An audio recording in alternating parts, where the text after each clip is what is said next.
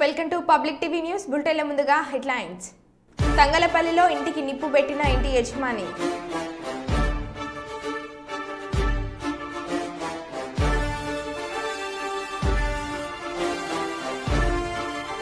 Ramoji groups అధినేత రామోజీరావు మరణించడం పట్ల కుప్పం జర్నలిస్టుల సంతాపం.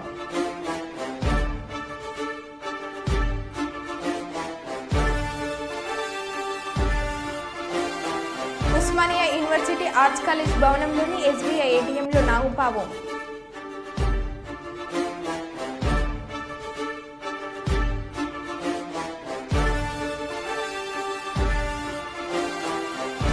మోదీ ప్రమాణ స్వీకారోత్సవానికి ఢిల్లీలోని రాష్ట్రపతి భవన్ ముస్తాబ్.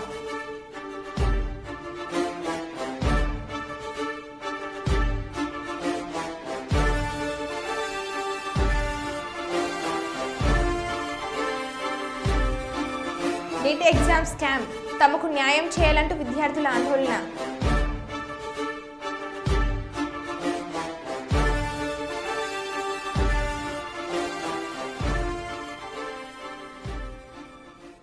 ఇక వివరాల్లోకి వెళ్తే గ్రూప్ 1 ప్రిలిమినరీ పరీక్ష అభ్యర్థులు ఆదిలాబాద్ జిల్లా కేంద్రంలోని పరీక్ష కేంద్రాలకు చేరుకుంటున్నారు. నిమిషం నిబంధన అమలుతో పాటు వర్ష సూచన నేపథ్యంలో గంట ముందుగానే అభ్యర్థులు పరీక్ష కేంద్రానికి చేరుకున్నారు. ఈ మేరకు పోలీస్ సిబ్బంది అభ్యర్థులను క్షుణ్ణంగా పరిశీలించి పరీక్ష కేంద్రంలోకి అనుమతించారు. కేంద్రాల వద్ద అభ్యర్థుల కోసం మనీ ఏర్పాటు చేశారు. మరోవైపు పరీక్ష కేంద్రాల వద్ద 144 సెక్షన్ అమలులో ఉంది.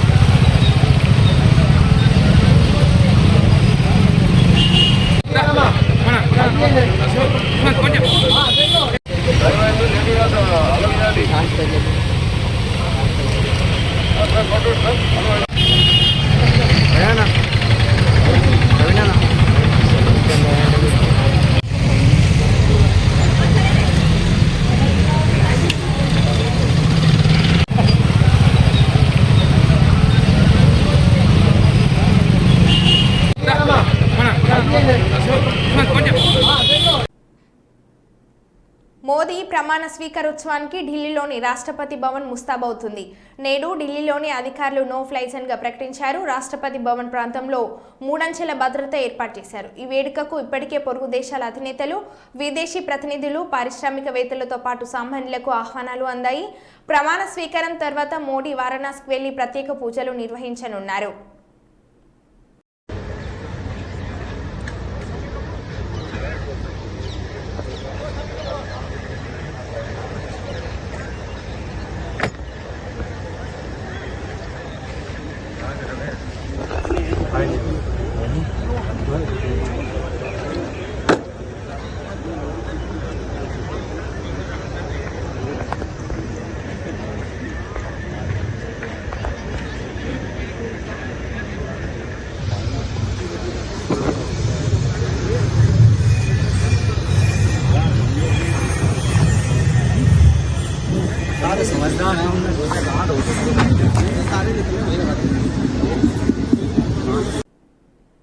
తెలంగాణ ఎస్బీఐ ఏటీఎంలో నాగుపాము. ఉస్మానియా యూనివర్సిటీ ఆర్ట్స్ కాలేజ్ భవనంలోని ఎస్బీఐ ఏటీఎంలో నగదు కోసం ఒక వ్యక్తి లోపలికి వెళ్ళగా లోపల పాము కనిపించడంతో అతడు ఒక్కసారిగా భయాందోళనకు గురయ్యాడు. ఇది గమనించిన విద్యార్థులు, సిబ్బంది అప్రమత్తమై పామును చెట్ల పొదల్లో వదిలేశారు. ఆర్ట్స్ కాలేజ్ ఏటీఎంకు వచ్చే విద్యార్థులు అప్రమత్తంగా ఉండాలని సిబ్బంది సూచిస్తున్నారు.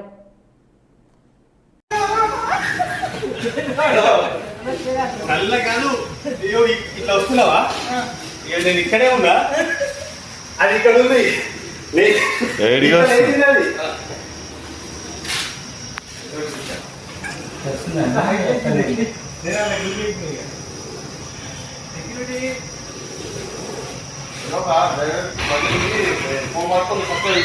వెళ్ళిపోతున్నా నేను, వెళ్ళిపోగా ఇది ఇక్కడే ఉంది, నేను చూడట్లే, అలా కనబడట్లే. అది ఇంత లేచింది,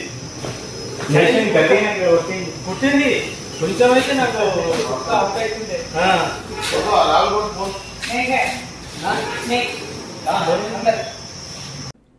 రామోజీ గ్రూప్స్ అధినేత రామోజీరావు మరణించడం పట్ల కుప్పం జర్నలిస్టులు సంతాపం వ్యక్తం చేశారు. ఈ సందర్భంగా కుప్పం పట్టణంలోని గాంధీ విగ్రహం వద్ద రామోజీరావు చిత్రపటాన్ని ఏర్పాటు చేసి నివాళులు అర్పించారు. ఈ కార్యక్రమంలో టీడీపీ ఇన్ఛార్జ్ మునిరత్నం మాట్లాడుతూ రామోజీరావు చేసిన సేవలను స్మరించుకొని వారు కొనియాడారు. సినీ రంగంలోనూ రామోజీరావు తనదైన శైలిలో ముద్ర వేసుకున్నారని పేర్కొన్నారు. ఈ కార్యక్రమంలో జర్నలిస్టులు మరియు పలువురు టీడీపీ నేతలు తదితరులు పాల్గొన్నారు.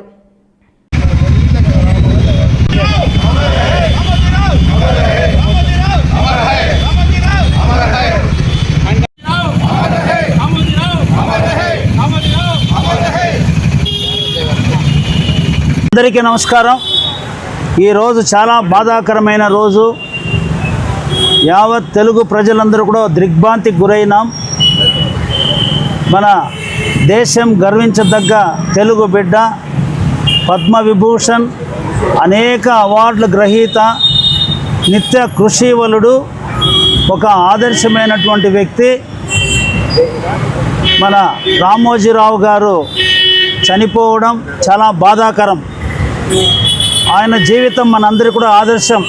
ఎందుకంటే కొంతమంది మహానుభావులు వాళ్ళు ఒక సాధారణ వ్యక్తులుగా జన్మించి వాళ్ళు స్వయం కృషి ద్వారా అనేక రంగాల్లో కూడా రాణించి ఒక సమాజానికి మార్గదర్శకంగా నిలిచినటువంటి వ్యక్తులు.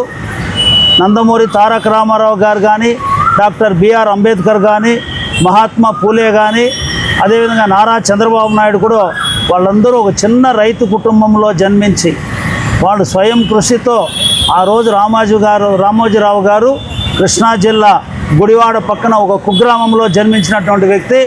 చదువుకొని ఢిల్లీలో ఉద్యోగానికి అక్కడ ఉద్యోగం చేసుకుంటూ మన జీవితాంతం ఉద్యోగం చేసుకుంటే సమాజంలో మనం ఏమిటి అనేది నిరూపించాలనే ఉద్దేశంతో ఉద్యోగాన్ని ఆ రోజు ఆయన వదులుకొని ఎంతో ఆత్మవిశ్వాసంతో మార్గదర్శి అనే చిట్ ఫండ్ని వ్యాపారాన్ని ప్రారంభించి అందులో క్రమశిక్షణతో ఆత్మవిశ్వాసంతో పనిచేసి అందులో బాగా సక్సెస్ అయిన తర్వాత అనేక రంగాల్లో, వ్యాపార రంగంలో అయితే హోటల్ రంగం కానీ, ఫుడ్స్, మన ప్రియా పచ్చళ్ళు గురించి కానీ, అదేవిధంగా ఫిలిం సంబంధించి 88 సినిమాలు, అద్భుతమైన సినిమాలు నిర్మించాడు.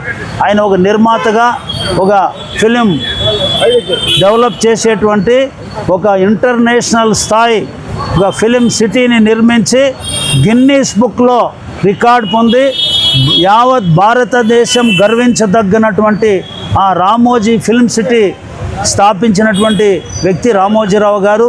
ముఖ్యంగా పత్రికా రంగంలో ఒక వినూత్నమైనటువంటి మార్పులు తీసుకొచ్చి ఆ రోజు ఈనాడు దినపత్రికని స్థాపించడం, ఈటీవీని స్థాపించడం, ఈటీవీలో అనేక రకాల ఛానళ్ళు అనేక అంశాలను కవర్ చేయడం, ముఖ్యంగా రైతులకు సంబంధించి అన్నదాత కార్యక్రమాన్ని ఆయన ఒక రైతుగా రైతులకు సేవ చేయాలనే ఉద్దేశంతో ఆయన రైతుల్ని చైతన్యవంతం చేయడానికి ఆయన తీసుకొచ్చినటువంటి మార్పులు జీవితాంతం ఆయన రాజకీయ రంగంలో కూడా ఒక చాణక్యుడిలాగా అందరికీ కూడా సలహాలు ఇస్తూ ఆయన ఒక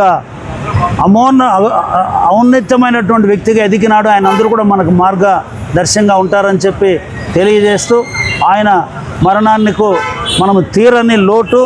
తెలుగుదేశం పార్టీకి కూడా ఆయన ఎన్నో సూచనలు సలహాలు ఇచ్చేవారు. కాబట్టి అటువంటి వ్యక్తి లేకపోవడం మాకు కూడా చాలా బాధాకరం అని తెలియజేస్తూ మనమందరూ కూడా కుప్పం నియోజకవర్గంలో ఇక్కడ మహాత్మా గాంధీ గారి విగ్రహం వద్ద పాత్రికేయ మిత్రులు చాలామంది, ఎందుకంటే పాత్రికేయ రంగంలో ఆయన ఒక సంచలనం. అనేక మంది, వేలాది మంది ఈరోజు ఉద్యోగంలో ప్రతి ఒక్క నియోజకవర్గంలో ఆయన తరఫున ఈరోజు జీవనోపాధి కానీ వాళ్ళు ఉన్నారు. అదేవిధంగా ఇండైరెక్ట్గా కూడా చాలామంది ఉన్నారు. కాబట్టి అటువంటి వ్యక్తికి ఈరోజు మనం అందరూ కూడా నివాళులు అర్పించడం చాలా మీ అందరి ముందు చేస్తూ 2 నిమిషాలు ఆయన కోసం మనం మౌనం పాటించాలని చెప్పి అందరిని ప్రార్థిస్తున్నాం. దుగ్గొండి మండలంలోని గ్రామాల్లో ప్రభుత్వ పల్లె దవాఖాన తీరు చూస్తే దయనీయంగా మారింది. తెలంగాణ ప్రభుత్వం ఎంతో ప్రతిష్టాత్మకంగా ఏర్పాటు చేసిన ప్రభుత్వ పల్లె దవాఖానాలు వైద్య సిబ్బంది పర్యవేక్షణల అధికారుల నిర్లక్ష్యం వల్ల సమయ పాలన పాటించకుండా తమకిష్టం వచ్చిన రీతిలో సమయానికి హాజరై సేవలు అందించడంలో విఫలమవుతున్నారు అనడంలో అతిశయోక్తి లేదు. మండల పరిధిలోని నాడు మందపల్లి, తొగరాయి, కేశవపురం, మల్లంపల్లి, తిమ్మంపేట, దుగ్గొండి పల్లె దుకాణాలలో వైద్య అధికారితో పాటు సిబ్బంది విధి నిర్వహణలో భాగంగా భాగంగా ఉదయం 9 గంటల నుంచి సాయంత్రం 4 గంటల వరకు విధులు నిర్వర్తించాలి. కానీ నేడు ప్రభుత్వ నియమ నిబంధనలు తుంగలో తొక్కుతూ నియమావళికి విరుద్ధంగా వ్యవహరిస్తున్న తీరు ఏమాత్రం సరికాదని అధికారులపై రోగులు, ప్రజలు వారి భిన్న అభిప్రాయాలను వ్యక్తం చేస్తున్నారు. దుగ్గొండి మండల కేంద్రంలో ఉన్న అన్ని గ్రామాలు వ్యవసాయ ఆధారిత కుటుంబాలు, రోజువారీ కూలీలు. వీరు అనారోగ్యం పాలైతే ప్రైవేట్ వైద్యశాలలో వైద్యం చేయించుకోలేని పరిస్థితి. వైద్య సిబ్బంది సమయం పాటించకపోవడం, రోగులు ఆసుపత్రికి వెళ్లిన సందర్భాలలో వైద్యుడు కానరాకపోవడం, వైద్యుడు లేని విషయంపై సిబ్బందిని వివరణ కోరగా సిబ్బంది ఇచ్చే వివరణలో డాక్టర్ ఇచ్చే వివరణలో వ్యత్యాసం పలు విధాలుగా ఉంటుంది. నిబంధనలను అతిక్రమించి తమ విధులకు రాకుండా చేసే పనులు, రిజిస్టర్ యథేచ్ఛగా హాజరు వేసుకోవడం, ఇదంతా అధికారుల పర్యవేక్షణలో జరుగుతుందా, వైద్యుల ఇష్టారాజ్యంగా నడుస్తుందా వారికి తెలియాలి. అధికారుల తీరు మార్చుకోకపోతే వైద్య సిబ్బందిపై స్థానిక జిల్లా వైద్య ఉన్నతాధికారికి, కలెక్టర్కు ఫిర్యాదు చేస్తామని ప్రజా సంఘాలు డిమాండ్ చేస్తున్నారు.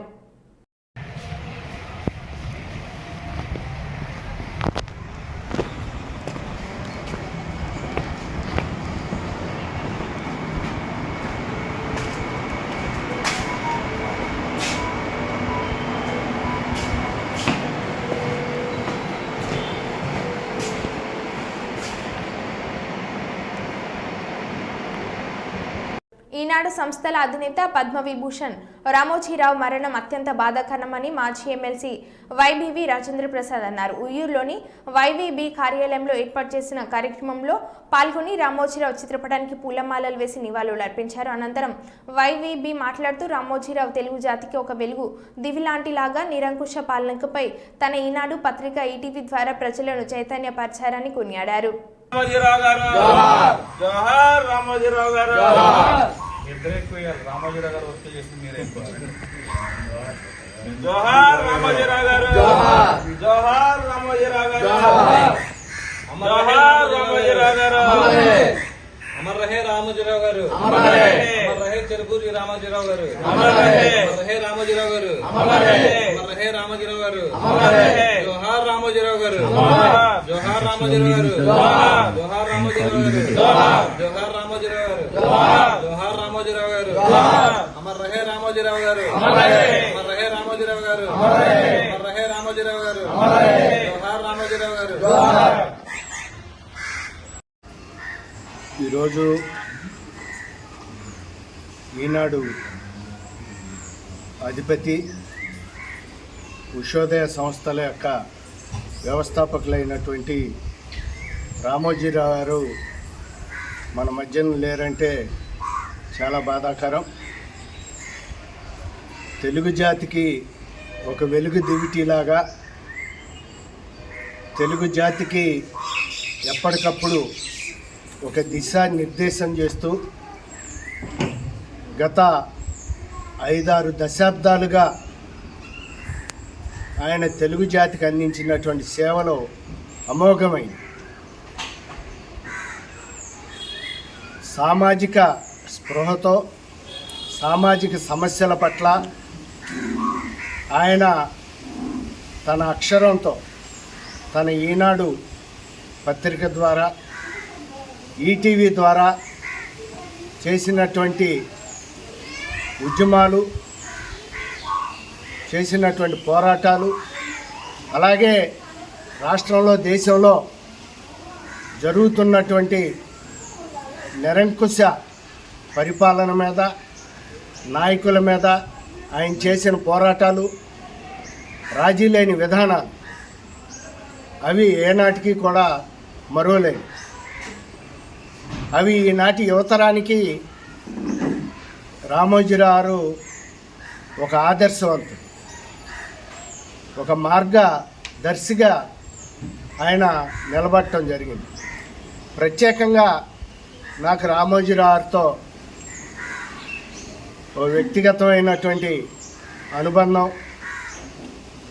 ఆయనతో కలిసి సారా వ్యతిరేక ఉద్యమంలోనూ, మద్య వ్యతిరేక ఉద్యమంలోనూ సుదీర్ఘంగా 5-6 సంవత్సరాలు 1990 ఆ సంవత్సరాల్లో కలిసి పోరాటం చేయటం జరిగింది. వావిలాల్ గోపాలకృష్ణ గారు, మల్లు స్వరాజ్యం గారు, రామోజీరావుల యొక్క నాయకత్వంలో ఆ రోజున ఉమ్మడి ఆంధ్రప్రదేశ్లో జరిగినటువంటి సారా వ్యతిరేక ఉద్యమం, మద్య వ్యతిరేక ఉద్యమం రామోజీరావు యొక్క ప్రోత్సాహం వల్ల, ఆయన యొక్క మార్గ నిర్దేశనంలో ఆ రోజున మేమంతా చేయటం జరిగింది. ఆ సందర్భంగానే హైదరాబాద్లో కానీ విజయవాడలో కానీ ప్రత్యేకంగా మా స్వస్థలం కృష్ణా జిల్లా ఉయ్యూరు గ్రామ పంచాయతీలో మేము మద్య వ్యతిరేక సదస్సు పెట్టినప్పుడు ఆ రోజున రామోజీరావు ముఖ్య అతిథిగా విచ్చేసి ఆయన ఇచ్చినటువంటి, మా ఉయ్యూరు గడ్డ మీద నుంచి ఆయన ఇచ్చినటువంటి పిలుపు సారా వ్యతిరేక ఉద్యమం తర్వాత రెండో దశ అయినటువంటి మద్య వ్యతిరేక ఉద్యమానికి ఒక పిలుపులాగా అందుకొని ఉయ్యూరులో ఆ రోజున రామోజీరావు మేము నిర్వహించినటువంటి మద్య వ్యతిరేక సదస్సులో ఇచ్చినటువంటి పిలుపు రాష్ట్ర వ్యాప్తంగా దావానంలాగా వ్యాపించి పెద్ద ఎత్తున రెండో దశ ఉద్యమం. నీట్ ఎగ్జామ్ స్కామ్, తమకు న్యాయం చేయాలంటూ విద్యార్థుల ఆందోళన.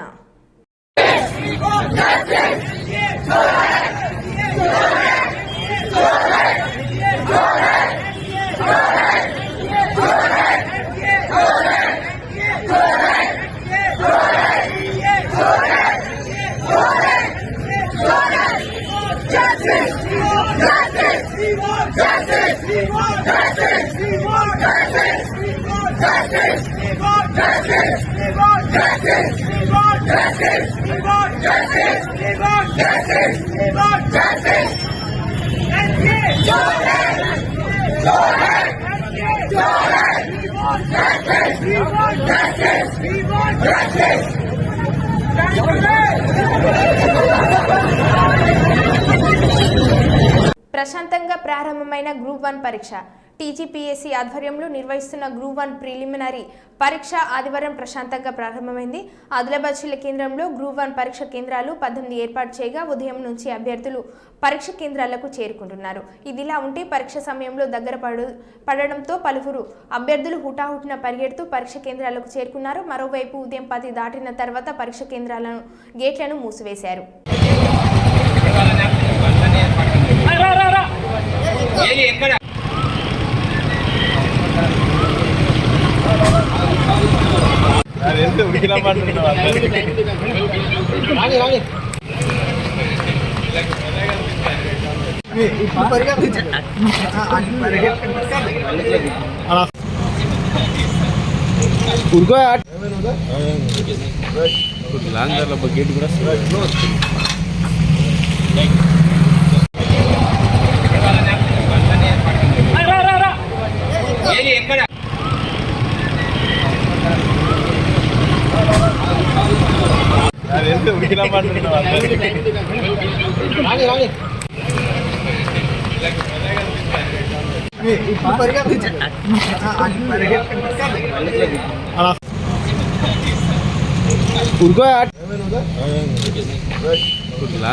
గేట్ కూడా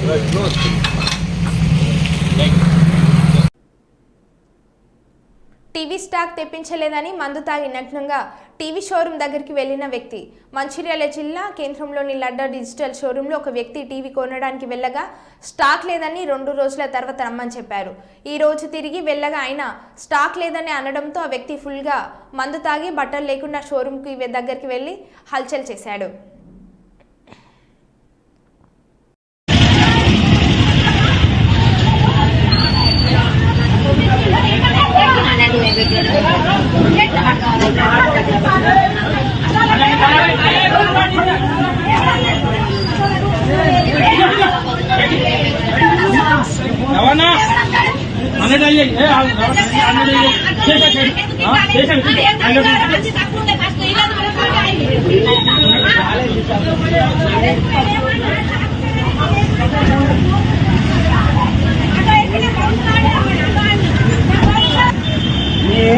ఫోన్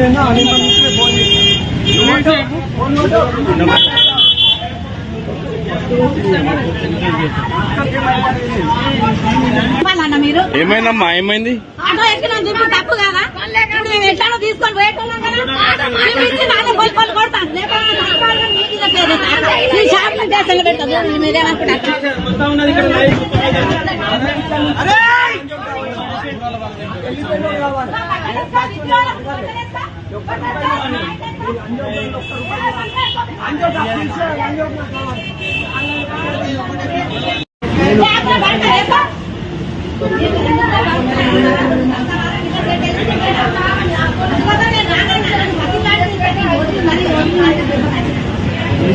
లేకుంటే అందుకని నేను లేడు కొన్ని నేను రాను ఏదైనా కూడా నేను ఒక్కదాన్ని అందుకోతా అందుకోవడం నేను రానని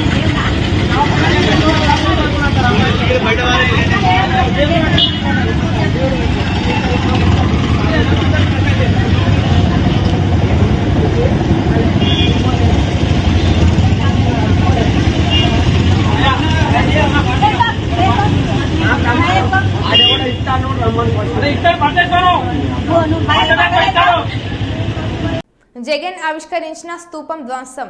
అమరావతి ప్రాంతంలో జగన్ పేదలకు సెంటు స్థలాలను కేటాయించారు. ఆ సమయంలో కృష్ణయ్యపాలెం శివార్లో శంకుస్థాపన చేసి నమూనా ఇంటితో పాటు స్తూపాన్ని ఏర్పాటు చేశారు. అయితే కొందరు గుర్తు తెలియని వ్యక్తులు ఏర్పాటు చేసిన స్తూపాన్ని శిలాఫలకాన్ని జేసీబీలతో ధ్వంసం చేశారు. ఈ విషయం ఆలస్యంగా వెలుగులోకి వచ్చింది. ఈ ఘటనపై వైసీపీ నాయకులు తీవ్రంగా మండిపడుతున్నారు.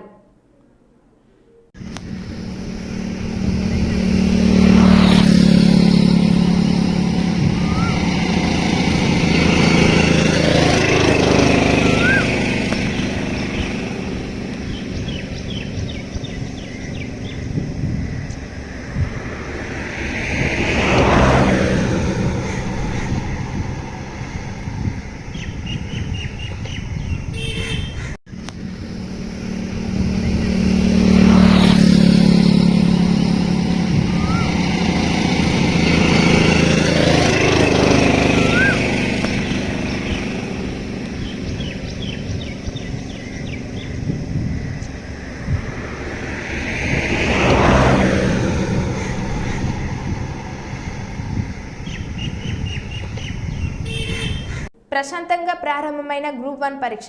టీజీపీఎస్సీ ఆధ్వర్యంలో నిర్వహిస్తున్న గ్రూప్ 1 ప్రిలిమినరీ పరీక్ష ఆదివారం ప్రశాంతంగా ప్రారంభమైంది.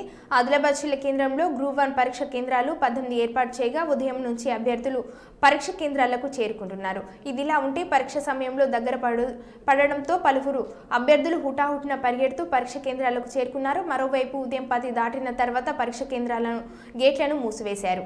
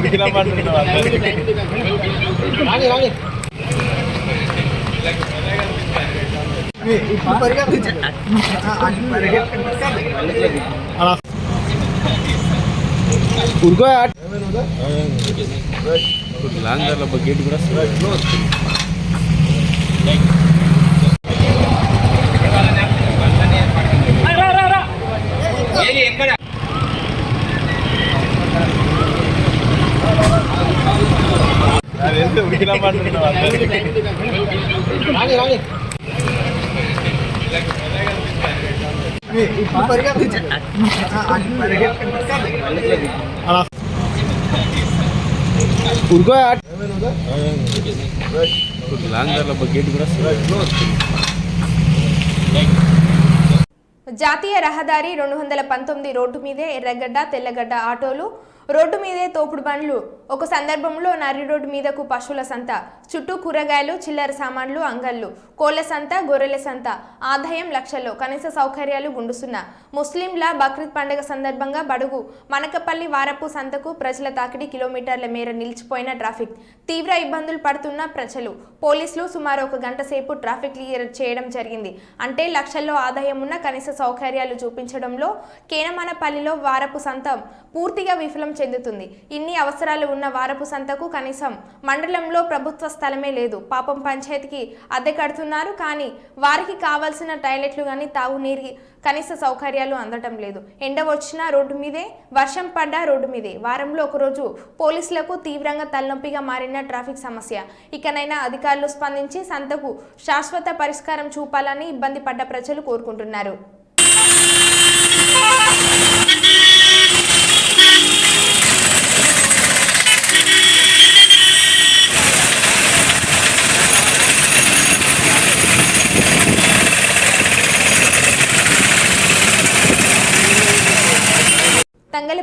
ఇంటికి నిప్పు పెట్టిన ఇంటి యజమాని. రాజన్న సిరిసిల్ల జిల్లా తంగలపల్లి మండలం పద్మనగర్ గ్రామంలో భార్యాభర్తలు గొడవ పెట్టుకుని భర్త ఇంటిపై కిరోసిన్ పోసి నిప్పంటించిన వైనం చోటు చేసుకుంది.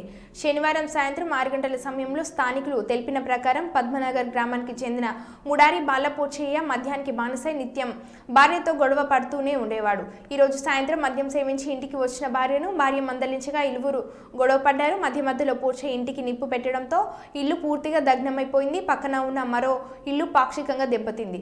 సంఘటన స్థలానికి ఫైర్ సిబ్బంది చేరుకొని మంటలను అదుపులోకి తీసుకువస్తున్నారు. సంఘటనకు సంబంధించిన పూర్తి సమాచారం తెలియాల్సి ఉంది.